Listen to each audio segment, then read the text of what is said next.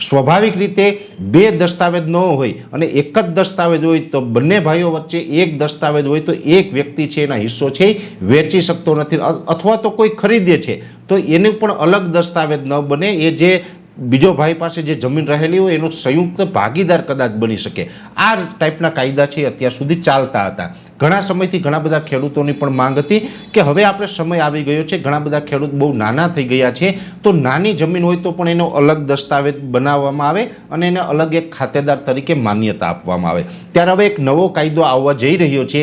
એ કાયદો હશે એમાં 10 ગુંઠા મિનિમમ જમીન હશે તો પણ એને આપણે અલગ દસ્તાવેજ કરી શકાશે ને એ અલગથી ખાતેદાર થઈ શકશે, એ અલગથી વેચી પણ શકશે ને ખરીદનાર એને ખરીદી પણ શકશે। એટલે એને કહેવાય છે ટુકડાધારો। આ ટુકડાધારો છે હવે નજીકના સમયમાં લાગુ થવા જઈ રહ્યો છે।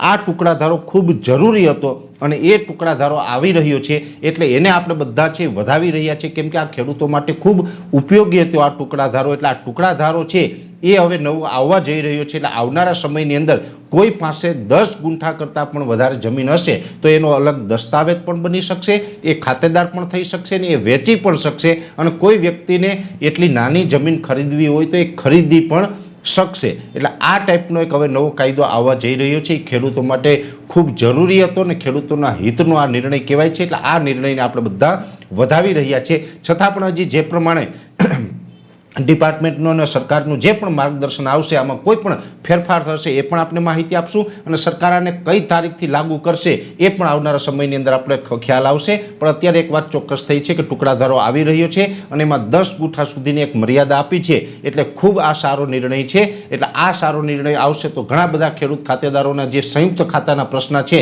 એ હલ થઈ જશે અને અનેકના અલગ અલગ પોતપોતાના સ્વતંત્ર દસ્તાવેજો પણ બની જશે।